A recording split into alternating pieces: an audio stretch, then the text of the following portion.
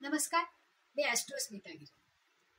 आपण जेव्हा जन्म घेतो त्यावेळेस आपण आपल्या आयुष्याची सगळी धडपड, शिक्षण घेतो, नोकरी करतो, उद्योग व्यवसाय करतो. हे सगळं कशासाठी करतो?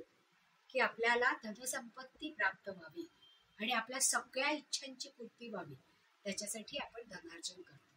मग हे धनार्जन आपल्याला वेगवेगळ्या ठिकाणाहून होत असते. मग ते झालेलं धनार्जन आपल्याला चांगल्या पद्धतीने व्हायला पाहिजे आणि ते दीर्घकाळ टिकायला पाहिजे. कारण लक्ष्मी चंचल आहे पा, आज आहे उद्या नाही. तर असं होऊन चालणार नाही. आपण जे काही कष्टाने पैसे मिळवलेले आहे त्याचा जास्तीत जास्त उपयोग आपल्याला झाला पाहिजे आणि ती आपल्याकडे टिकून राहिली पाहिजे, ही प्रत्येकाचीच इच्छा असते.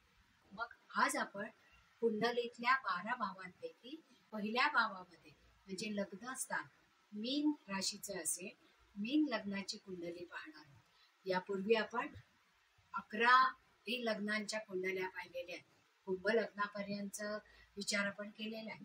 आता आपण मीन लग्नाचा विचार करणार.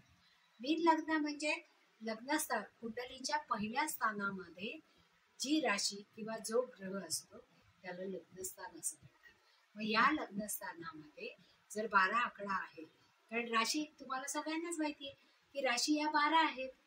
एक मेष पासून मीनेपर्यंत, म्हणजे एक मेष, दुसरी वृषभ, तिसरी मिथुन, चौथी कर्क, पाचवी सिंह, सहावी कन्या, सातवी तूळ, आठवी वृश्चिक, नववी धनु, 10वी मकर, 11वी कुंभ आणि 12वी मीन. म्हणजे हे 1 ते 12 आकड्यांनी आपण या कुंडलीमध्ये त्यांची रचना करतो.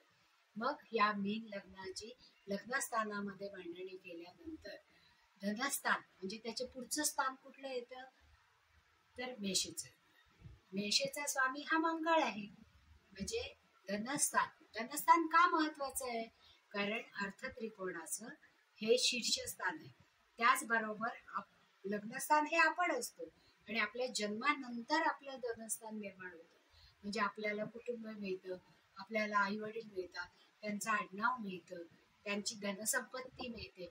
म्हणजे ही जी धनसंपत्ती मिळालेली आहे ती इझिली मिळालेली आहे. म्हणजे सहज पैसा मिळायचं स्थान हे धनस्थान आहे. म्हणून सगळ्यात पहिला विचार आपण धनस्थानाचा